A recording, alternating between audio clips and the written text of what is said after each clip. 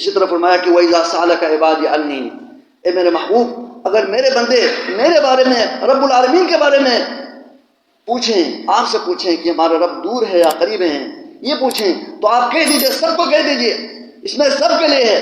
فرمایا وَإِذَا سَأَلَكَ عِبَادِي عَنِّي فَإِنِّي قَرِيب، میں تو بہت قریب ہوں، اجیب دعوت الداعی، مجھے تو پکارے تو صحیح، میں تو جو پکارنے والا جب بھی مجھ سے پکارتے ہیں، مجھ سے مانگتے ہیں، میں ہر ایک کی دعا کو قبول کرتا ہوں، ہر ایک کے سوال کو میں سنتا ہوں، عطا کرتا ہوں۔ اجیب دعوت الداعی اذا دعانی، لیکن شرط یہ ہے فلیستجیبوا لی، وہ میری بات کو بھی مان لیں، میرے دین پہ بھی چلیں، تو بھی میں ہر ایک کی بات میں سنتا ہوں۔ ولیؤمنوا بی، میرے اوپر یقین رکھیں، میرے اوپر ایمان رکھیں، ایمان لائیں اور یقین ان کو ہو، اور مجھ سے ہی مانگتے رہیں اور میرے دین کے اوپر چلیں، تو پھر میں ان کی ہر دعا سنتا ہوں۔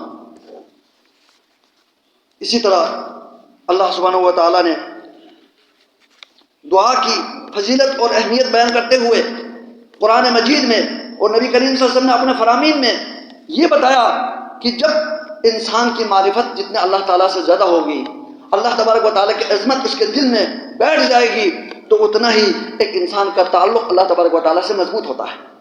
اس لیے انبیاء کرام سب سے زیادہ اللہ تبارک و تعالیٰ کو جاننے والے ہیں۔ اللہ کی معرفت انبیاء کرام کو تھی، کیونکہ اللہ تبارک و تعالیٰ نے ڈائریکٹ ان کو وہی نازل فرمائی۔ اللہ تبارک و تعالیٰ نے اپنے بارے میں، اپنے اسماء و صفات کے بارے میں ان کو بتایا، انہی کے ذریعے ہمیں سے حاصل ہوا ہے۔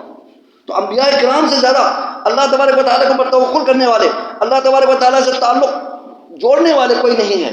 اللہ کی معرفت سب سے زیادہ عظیم ہے، اس لیے انبیاء کرام کی اللہ رب العالمین نے یہ صفت بیان فرمائی کہ سب سے زیادہ مانگنے والے انبیاء کرام تھے، وہ ڈائریکٹ اللہ سے مانگتے تھے۔ انبیاء کرام کی صفت ہے یہ۔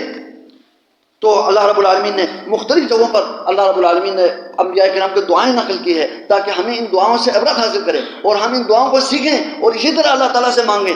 اللہ رب العالمین نے فرمایا انہم کانوا یسارعون فی الخیرات، بہت سارے انبیاء کرام کی دعاؤں کو نقل کرنے کے بعد فرمایا یہ انبیاء کرام کون ہیں؟ یہ وہ لوگ ہیں یسارعون فی الخیرات، نیکی کے کاموں میں وہ جلدی کرتے ہیں، پہل کرتے ہیں، بھاگتے ہیں، دوڑتے ہیں، نیکی کی طرف دوڑتے ہیں۔